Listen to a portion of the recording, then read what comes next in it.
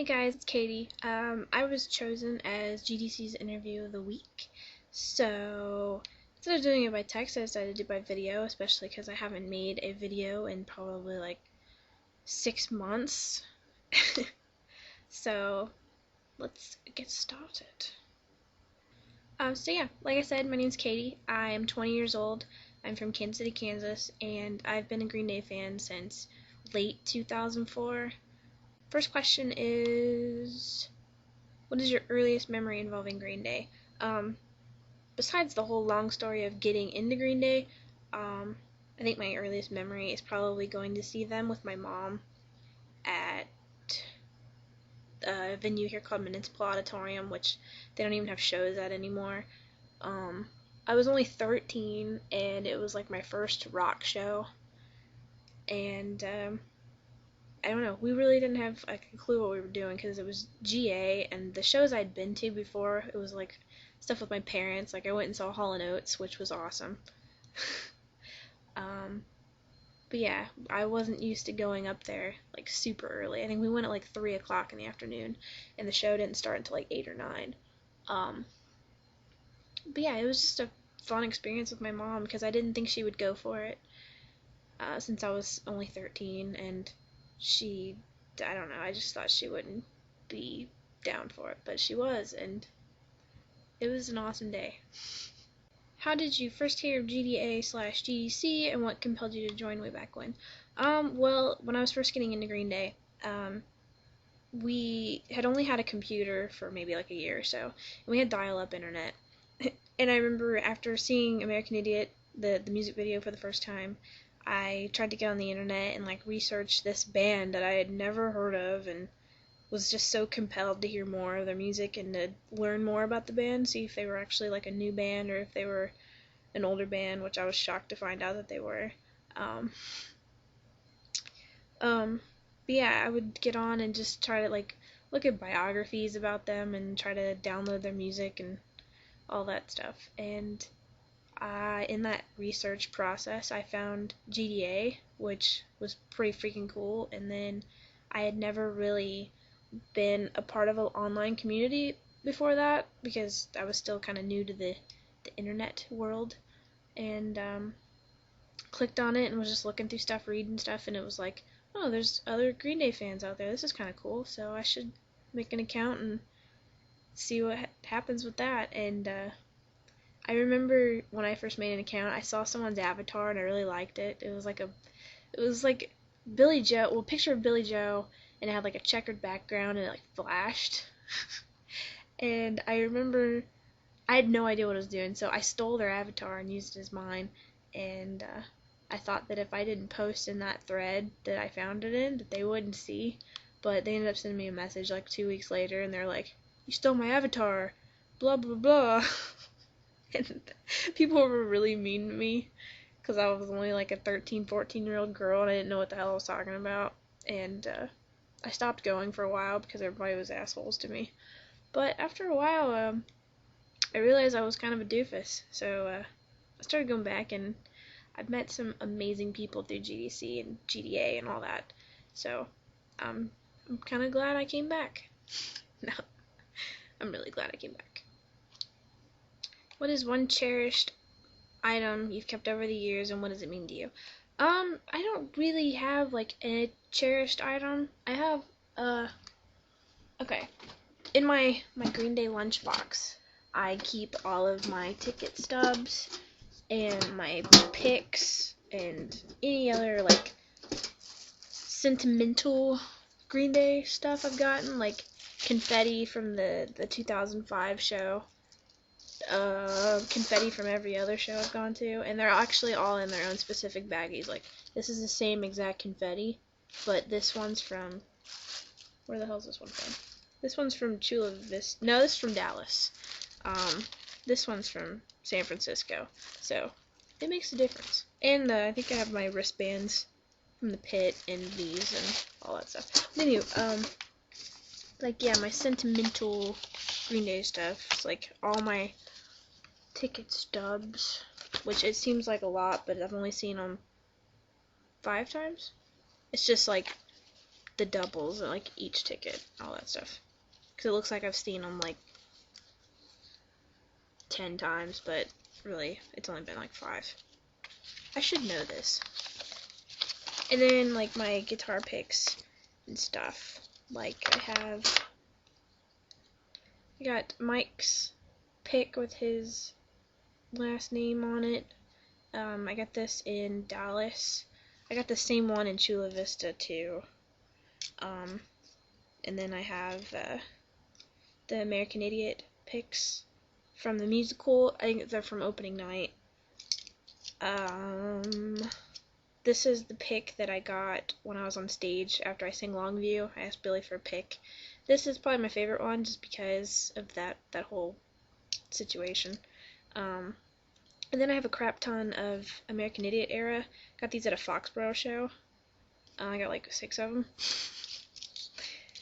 But yeah, like, I don't really have one specific thing that I cherished. It's like all of this stuff because it's so many memories with this stuff, and it's amazing.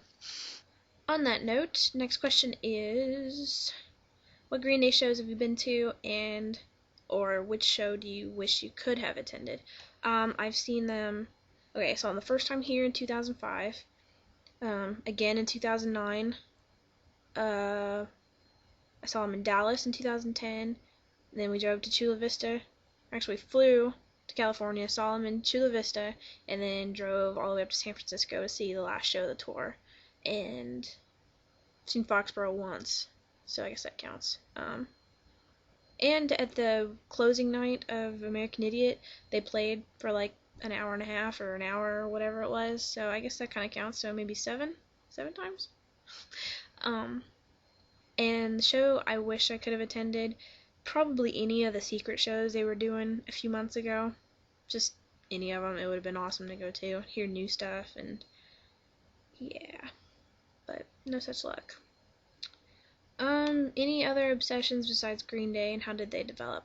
I guess my other obsession would probably be the Saw movies, which it's not even anywhere close to my Green Day obsession, but, yeah, they're my favorite movies, besides Dumb and Dumber, and I'm really sad that they're not doing anymore, because now in October I don't know what to do with myself. But yeah, I have all the movies, and there's 2 games they came out with. I have both of those, and I have a freaking, there he is. I have a Saw doll. I have a Jigsaw action figure. It's behind me, next to my clock. Oh, I have a mask of the Saw doll, and I'm a freaking weirdo.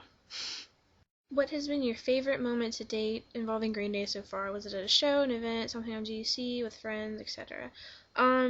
My favorite moment with Green Day is probably when I got on stage to sing Longview, or just that whole day in general. I'm not going to go into it too much because I don't want this video to be 3 hours long, but it was the show where I got to go to the sound check, I got to sing Longview, and I won a contest through the Idiot Club to get a photo pass to shoot for them, and yeah, it was just a fantastic day. Everything that I wanted to happen happened, and it couldn't have been any more perfect. Okay, we're moving away from Green Day a little bit. What genre of music would you say defines your music taste? Do you listen to anything that you think people wouldn't expect? I guess if you could just say my main genre of music that I like is just rock, and that just covers every subgenre of rock. I guess you can just say that, even though I'm not really into like radio rock and stuff like that. Like rock I don't really like. I guess I would say punk, but people would argue that Green Day's not punk. So I don't know. Genre is all about opinion anymore. So, but oh, guilty pleasures. This is a good one. I have really diverse music tastes. I listen to everything, but I guess my guilty pleasure would have to be my unhealthy obsession with R&B, aka baby making music. Yeah, I love me some Usher and some R. Kelly and TLC. I'm done. What is the strangest food concoction you've created and actually really love? I can't, I don't know if this counts, but when I was younger, me and my parents used to go out to eat every Thursday to a place called Ponderosa, and it was like a buffet, and I used to get spaghetti noodles, and I would put gravy on them, and it was amazing. I remember I was always so embarrassed to go up and get it, but it was so freaking good. I wish I could get it now, but Ponderosa closed down a long time ago. Biggest pet peeve that you absolutely cannot stand and have no patience for. The first thing that comes to mind is when people smack on their food, like chew with their mouth open, and that's a gross sound. I can't stand it. It makes me want to stab someone with a fork.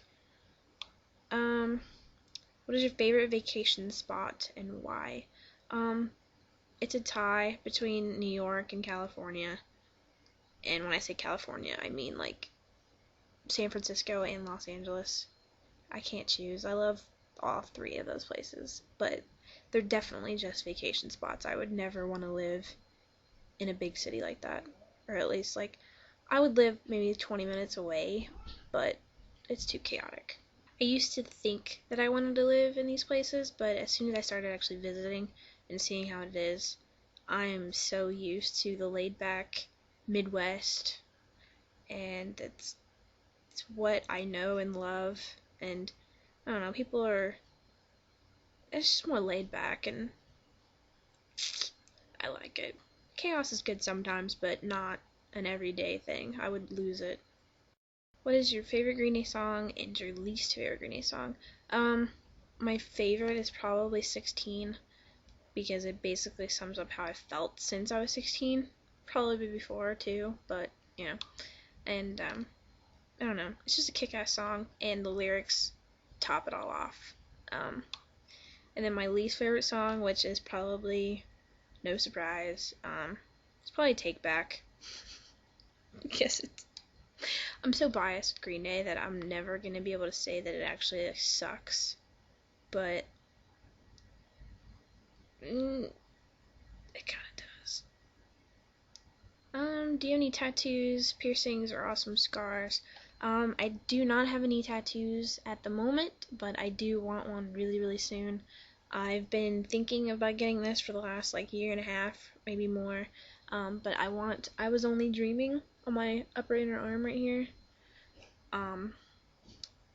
And piercings, I have, you can't really see because it's freaking bright, but I have my cartilage done. And I have two on my lobe. God, you can't see anything. There you go. And then my two on my lobe here, and I have my tragus done, which is that little finger right there. And then, of course, I have my nose done, which you can't even see anyway. But this one was the worst. What is something you regret so far in your life, and have you had the chance to do something you previously regretted not doing? I don't really have any regrets. The first thing I think of when I think of regrets is not finishing Longview when I got pulled on stage. But at the same time, if I really think about it, if I would have stayed up there, I probably would have puked on Billy Joe. Because I was, like, it was hot, I was running, I'm out of shape. It was like adrenaline rush, and I was about to puke everywhere. So it was probably a good idea that I didn't stay up there. Phobias and irrational fears. The typical spiders. I wish they would all just die. I can't take spiders.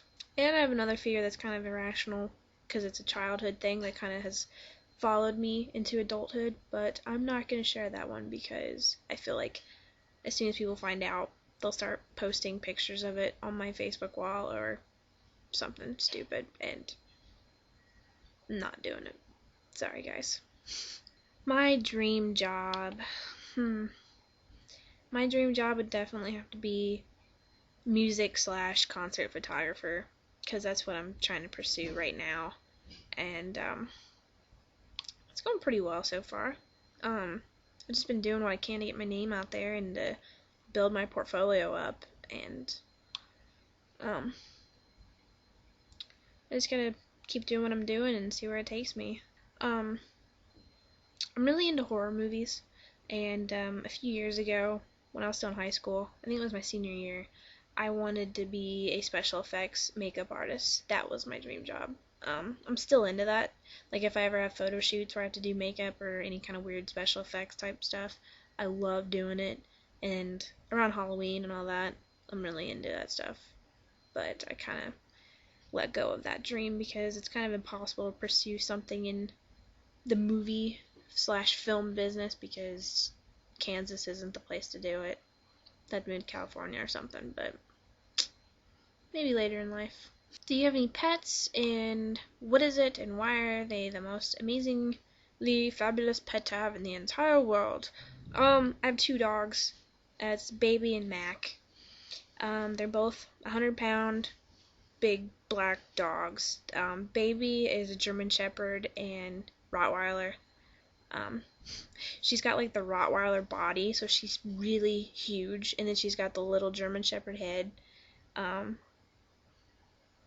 She's freaking smart as hell. She's getting kind of old. She's like 8 or 9, and since she's so big, she's having trouble getting around, and it's really sad. Her back legs are not doing too good. And then we have Mac, who is 3 or 4, and he is a Rottweiler and Lab mix, and he's a little dork. I don't even know what words to explain Mac. He's really smart too, but he's like my little brother. What is the best piece of advice you've ever been given? It's probably the stuff my mom used to tell me when I was little. Like the typical stuff that parents usually tell their kids, like they can do anything they want as long as they put their mind to it and don't do anything stupid. I don't know, she'd always tell me how talented I was, and like anything that I wanted to do, like all I had to do was just work and pursue it, and that it would happen, or that I would get close at least. But yeah, it's just the typical stuff that kids get told by their parents, but for me it really stuck. But yeah, good old Mama McPansy. I don't know what I'd do without her. She's my rock. What are some nicknames I've acquired over the years? Well, okay. This is the big revealing of the story behind McPansy. It's really not as exciting as it seems.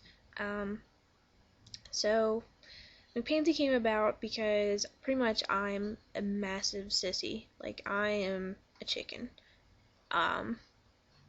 And this was back, like, the 8th or 9th grade, when MySpace was big. Yeah, MySpace. I did something and my mom called me a pansy, and, which it could have been a number of things. Who knows what I did. But she called me a pansy, and so I changed my username, or my display name on MySpace to Katie is a pansy. And then after a couple days, I was like, that's kind of lame, so I should actually just make a last name out of it, which is probably even lamer, but I did it anyway. So I came up with McPansy, and it's kind of stuck now. I'm starting to wonder how long this video is actually going to be. I hope not too long. I don't want to bore you guys. But next question are, what are some of my favorite moments from a Green Day show? Well, probably the beginning of the show when they first come out, because just the anticipation and the excitement, like you can just feel it in the air. It's such a cool feeling. And then the guys come out and it's like all energy, and it's just, I don't know, it's an awesome feeling. It's so much fun, especially if you're there with like I'm always at these shows with my mom, and I don't know, sharing those kind of moments with my mom, it's awesome. But other than that, probably like towards the middle of the show when they start doing older stuff, and then Billy starts taking requests. That's probably my other favorite part. Even though whenever they get good requests, Billy never remembers them, but still, it's nice to hear some different stuff every once in a while, especially if you see them more than once. And the set list is always different in some ways, and it's really cool. If we were going to have a slumber party, what movies would we watch? Well, we would watch Mean Girls and The Hot Chick and all the Saw movies. you're gonna end up wanting to kill me by the end of the third one, probably. Probably the second, actually. Okay, this is gonna be the long part of the video. How did my interest in photography develop? Alright. Well, I've always been an artsy, fartsy kind of kid. Let me see if I can just skip around. I always, every day when I was little, I would color and draw and do all that stuff. And then when I got a little bit older, my mom would buy the little disposable cameras, and anytime I could, I would take them and I would like line up my Beanie Babies and my stuffed animals or our pets at the time, and I would just take a bunch of pictures of them, like do photo shoots with my stuffed animals. And then she would never know about it until she went and got the film developed, and then she'd get a bunch of pictures of freaking Beanie Babies, and she'd be pissed. But it was hilarious. And then I got a little bit older, and my mom bought a video recorder, and she finally let me start playing with it, and I would take it outside when I was riding my bike, and I would take videos of squirrels and birds and stupid stuff that a 10-year-old would find interesting. And I don't know, I just really freaking loved it. And then once I got in high school, I started doing stuff for the yearbook and the school newspaper, and took some like Photoshop classes and stuff like that, and learned how to use all these Adobe things like InDesign and Bridge and all that for yearbook class. And I remember hating doing the assignments for Photoshop because I found them so pointless, but now that I look back on it, and I use Photoshop almost on a daily basis now, and I realize how much now I appreciate those stupid assignments. But yeah, and then for college, I wasn't gonna go for photography initially, but I will tell you the rest about this story in the next question. Okay, the next question is when/how did you start shooting for bands, and how many bands have you shot for? Okay, well, I won the photo pass from the Idiot Club in 2009 to shoot for Green Day, and after that, the rest is history. That show was about like 5 days before I was about to go to school for the first time, and I was originally going for web design, and within like a month I switched to photography, and I wanted to start shooting bands, and all because it was just an amazing experience to shooting for Green Day. Like, not just because it was Green Day, but just that whole feeling of being in the pit, and I don't know, I really freaking love it, and music and photography are like my two favorite things, and just to combine both of them, it doesn't get any better than that for me. And I actually tried to figure this out for this question of how many bands I've shot for, and this is just a rough estimate, and this is including opening bands and festivals that I've shot, and it's close to 100 bands / artists, because I've shot for rappers and stuff like that. But yeah, I think it was like 88 that I've shot for, but that was just a rough count, like just kind of scrolling through the list of stuff that I've shot and figuring out.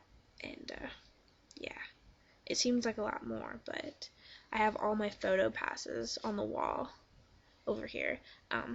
If you guys are interested in seeing any of my photography, if you're not familiar with it at all, I'll post a link to my Flickr page in the description, and you can check out all my stuff. Everything's on there, and you can also go like me on Facebook too. I have a photography page, and it's almost to 1,000. I think it's like 830 right now, which is pretty freaking cool. I never thought I would get this many supporters and fans. I don't really want to call you guys fans, but that's what Facebook wants to call you.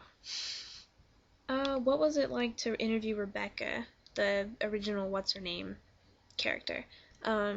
It was freaking cool. That was my first time ever going to New York, and earlier that day, me and my mom were walking around Central Park, just killing time and just exploring, and we were hungry, so we decided to get a hot dog at a vendor, and that was the worst mistake I've ever made in my entire life. it made me sick to my stomach, and I had the worst stomach ache for the rest of the day. And so we went to the St. James, and I was waiting for her to come out, and they were giving me like a sheet with all the questions, and I was already like really, really freaking nervous. So the butterflies in my stomach were messing with my stomach even more than the hot dog was. But then once she came out and we started talking, she was really cool and really easy to talk to, so I felt better, even though my stomach still hurt. But yeah, it was really cool. Whereas one place in the world I would love to visit, and why? Probably somewhere in Europe, anywhere in Europe. I just want to leave the country because I've never gone anywhere. And I'm trying to convince Mom to go see Green Day in Europe on their next tour, but I don't know if she's gonna go for it. It's really freaking expensive to fly overseas, and she doesn't like flying 2 hours. I don't think she would enjoy flying for 10 or 7 or however long it is. Um, but yeah. Last but not least, if I can't see the question. Hold on. If I could only drink one beverage for the rest of my life, what would it be? That would be. I love Dr. Pepper. This is my drug of choice. So, if I could only drink Dr. Pepper for the rest of my life, I would be a happy camper. So yeah, that was my interview of the week. I hope you guys liked it. I hope it wasn't too long, too boring. But yeah, I'm gonna keep making videos. Like, I know I've been really distant and I haven't been on YouTube very much lately. But I've been so freaking busy lately. It's retarded. It's a bad excuse, but that's my excuse. That's all I can say. I'm gonna try, but my schedule is actually gonna get worse here pretty soon because I'm taking an internship soon. So I don't know. But like I said, you guys can go like me on Facebook and keep up to date with me there because YouTube is not my first priority anymore. And I'm gonna get on the collab video soon, I promise. I know it's been almost a year. I think the last one came out in June or July of last year, and yeah. But have you seen how many views that thing got? I think we're good for a while. But yeah, I'm rambling some more, sorry. But yeah, I will talk to you guys soon, and I hope you're all doing good, and see you later.